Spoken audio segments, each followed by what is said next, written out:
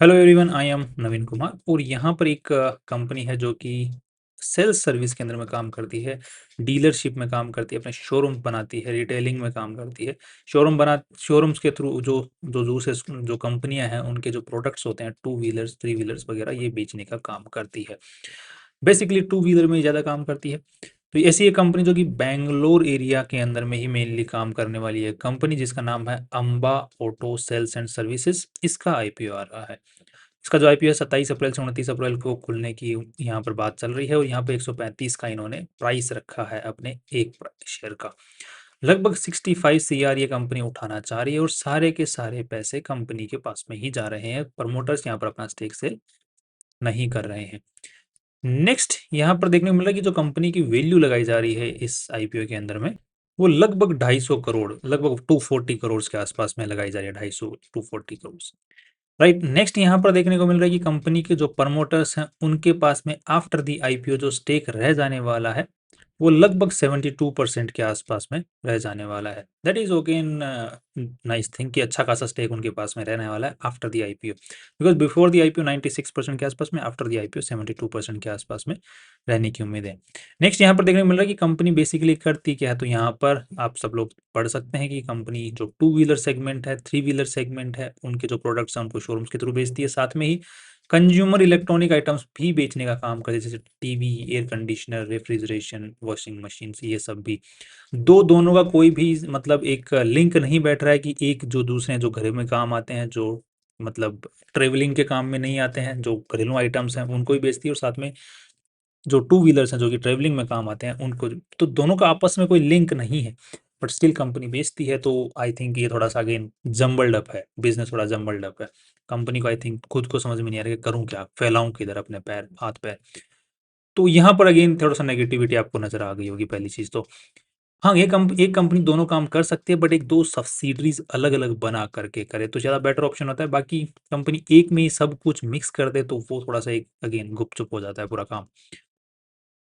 Next यहाँ पर अब समझ लेते हैं थोड़ा-सा कंपनी के जो नेगेटिव पॉइंट्स हैं। तो यहाँ तक तो अभी सब कुछ ठीक-ठाक लग रहा है, बस थोड़ी 1-2 नेगेटिविटी हमें नज़र आई है। नेक्स्ट यहाँ पर कंपनी का जो आईपीओ लेके आ रहे हैं कैपिटल स्क्वायर एडवाइजर्स, उनके जो पास्ट में आईपीओ लेके आए हैं, उनकी परफॉर्मेंसेस कैसी रही हैं, तो वो कुछ खास नहीं रही हैं।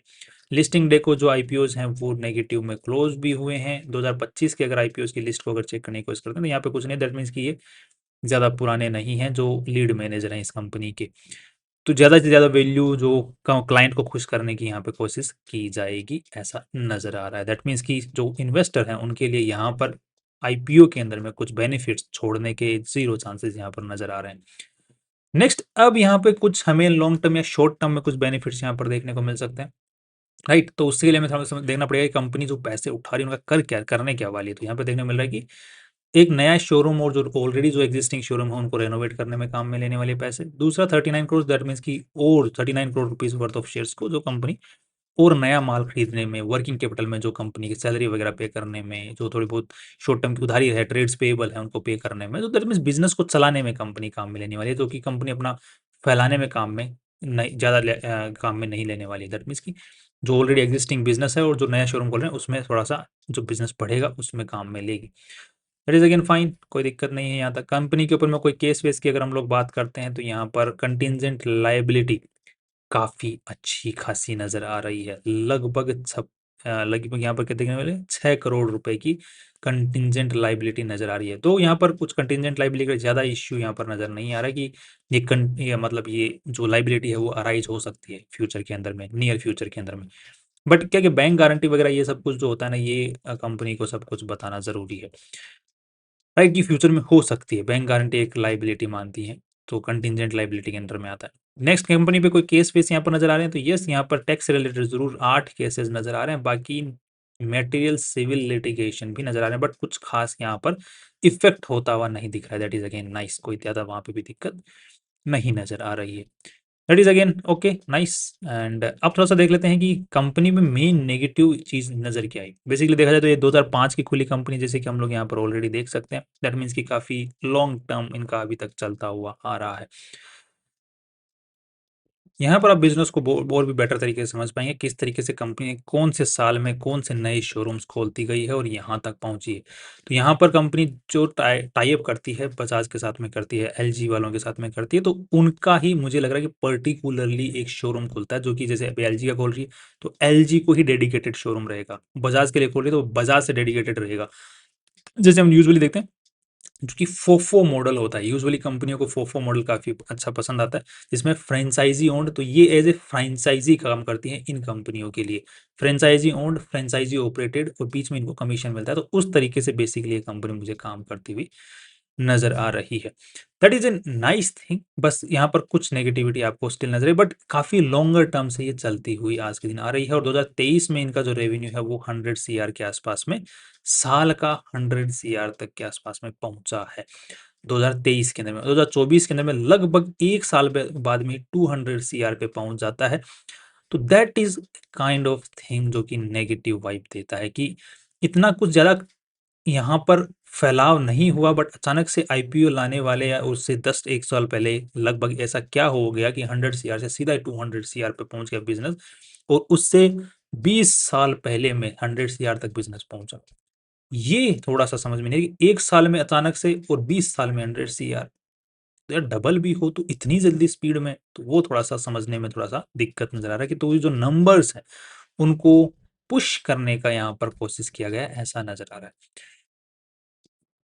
राइट, तो ये आप इन शोरूम्स की जो इन्फॉर्मेशन है हर साल के साथ में यहाँ पर देख सकते हैं। That is again nice and everything is looking fine from as of today, as of today. Next, जो कंपनी का जो बागडोर थी वो मिस्टर प्रदीप कुमार लोहिया के हाथ में है आज के दिन, और अच्छा खासा इनके पास में एक्सपीरियंस वगैरह है देखने को मिल रहा है। That is again nice and okay, आज के दिन इनके हाथ में है। बाकी इनके पिताजी ने आई थी कि इसका शोरूम को जो है स्टार्ट किया हुआ है। नेक्स्ट अप नंबर्स को देख लेते हैं। ये कंपनी की बैलेंस शीट यहाँ पे देखने को मिल रहा है, जो कि आज के दिन 100 सीआर के आसपास की बैलेंस शीट नजर आ रही है। यहाँ पर अब आपको देखने को मिला कि जो इन्वेस्टर्स का मनी है वो लगभग 27 सीआर है, जो कि बिजनेस में लगा हुआ है। Right, 27 CR. उसके अलावा जितना भी पैसा कंपनी में लगा हुआ है वो तो या तो जो माल उधारी का है वो बैलेंस शीट में दिखाई दे रहा है, या फिर जो पैसा उधारी में उठाया है वो यहाँ पर दिखाई दे रहा है, क्योंकि 27 सीआर ही कंपनी का पैसा यहाँ पर है। बाकी यहाँ पर देखने में लो, लॉन्ग टर्म उधारी 11 करोड़ की, यहाँ पर 45 सीआर की शॉर्ट टर्म उधारी, जिसको हम बोलते हैं कि माल उठाने के लिए, माल उधारी में उठाने के लिए कंपनियां लेती हैं, तो वो उधारी बैंक से ले रखी शॉर्ट टर्म बोरोइंग जिसको बोलते हैं।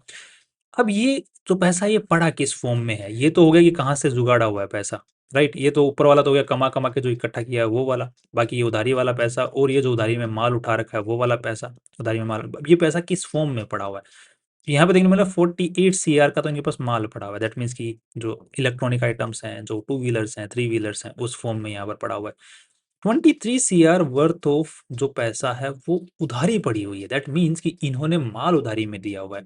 Now this is the biggest negative point I found in the balance sheet, जो कि मुझे समझ में नहीं आया पर्टिकुलरली। आई डोंट नो आपको समझ में किस तरीके से आएगा। एक डीलर है, एक शोरूम वाला है, उसकी उधारी किस तरीके से है। हाँ, एक डिस्ट्रीब्यूटर होता है तो उसकी उधारी हो सकती है, मैं समझ में आता है। बट एक डीलर की, एक जो शोरूम वाला है उसकी उधारी किस तरीके से हो सकती है, वो मेरे को समझ में नहीं आ रहा है। डिस्ट्रीब्यूटर की हो सकती है बिकॉज़ वो डीलर को उधारी में माल दे, राइट? तो अब जब माल डील जब रिटेलर का बिकेगा तब उसके बाद में इनको पैसा आएगा, तो वो कुछ टाइम के लिए उधारी पे देते हैं माल, कोई दिक्कत नहीं है, क्रेडिट पे माल उठा के देते हैं। बट जब शोरूम वाला, जिससे रिटेलर है, जो कि हमारे जैसे लोग हैं, कस्टमर जिससे माल खरीदते हैं, उसको तो यार हमको तो कोई नहीं देता उधारी में माल। ये उधारी बढ़ी कैसे? और ये अभी रिसेंटली आईपीओ से पहले जो है 2 साल तक कंसिस्टेंट थी, फिर अचानक से जो पुश करने का यहाँ पर अच्छा खासा जो आईपीओ के अंदर में नंबर्स को बड़ा चढ़ा के दिखाने के लिए ये जो दिखाया गया है, ये क्वेश्चन मार्क है कि ये जो सेल्स, जो रेवेन्यू जो आपको देखने को मिल रहे हैं, ये कंसिस्टेंट रहने की उम्मीदें इनकी नहीं है। ये फेक होने के ज़्यादा चांसेस हैं इनके, फर्जी होने के चांसेस ज़्यादा नज़र आ रहे हैं। राइट, तो ये थोड़ा-सा यहाँ पर नेगेटिव पॉइंट सबसे बड़ा मुझे नज़र आया। बाकी इसके अलावा अगर देखा जाए तो काफ़ी पॉजिटिविटी हमारी कंपनी के 2023 में खुली है, धीरे-धीरे अपना चल रही है, कंपनी अपने आप को सँभाल रही है, लोगों के पेट भी भर रही है। बट अचानक से आईपीओ ईयर के अंदर अपनी वैल्यू ज़्यादा से ज़्यादा लगाने के लिए यहाँ पर ये जो नंबर्स के अंदर में जो फेर-बदल किया गया है, ये नेगेटिव है, पर्टिकुलरली मुझे नज़र आया। बाकी इसके अलावा नंबर्स आप लोग यहाँ पे भी देख सकते हैं, 112 सीआर, फिर 211 सीआर सीधे ही, और यहाँ पर 242 सीआर और सीधे ही 203 सीआर। तो इस साल भी लगभग लगभग 300 सीआर नहीं, लगभग 270 सीआर के आसपास का रेवेन्यू प्रोजेक्टेड है। बट अगेन कितना उसमें से पुश किया हुआ है और कितना रियल है, वो थोड़ा सा अगेन संभाल पाना मुश्किल है, संभल पाना मतलब समझ पाना मुश्किल है।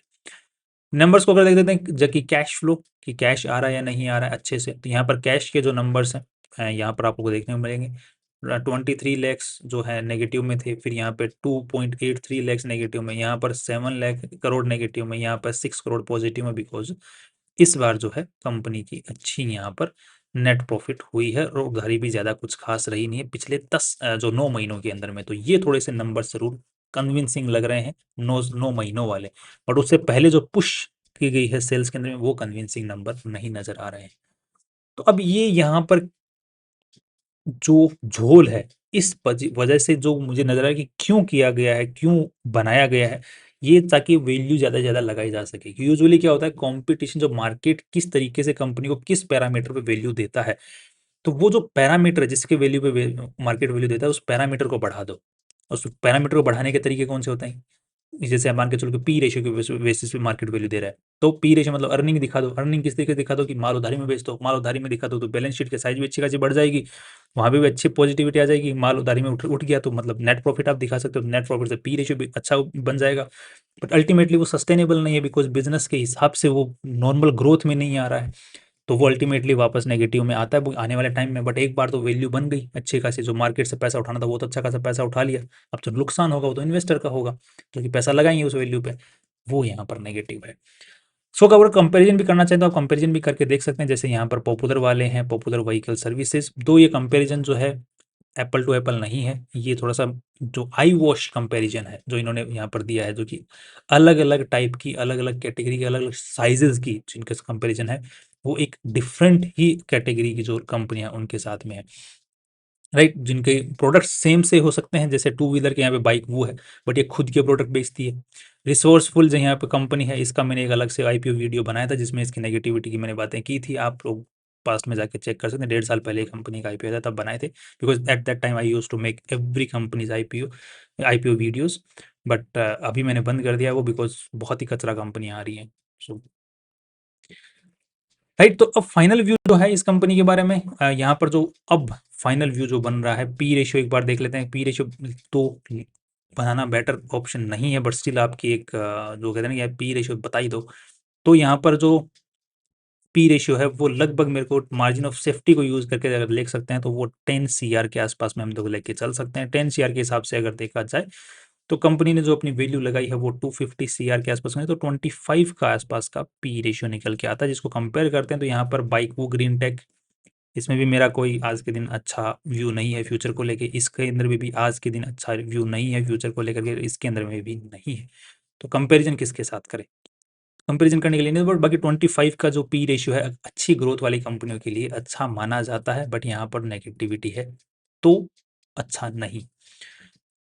PB ratio again let's see कि पीबी रेशियो क्या देखने को मिल रहा है यहाँ पर, दैट इज का जो नेटवर्थ के हिसाब से, तो ऑलरेडी कंपनी के अंदर में 24 CR के आसपास में नेटवर्थ थी, और अभी जो नया पैसा है वो कितना आ रहा है, लगभग 60 CR के आसपास में, तो लगभग 80 CR, 8 16 24, तो लगभग 3 का पीबी रेशियो है, जो कि कंपेरेटिवली देखा जाए तो अगेन नॉट गुड। कम ये तो कंपेरेटिवली भी अच्छा नहीं लग रहा 3 का पीबी रेशियो तो।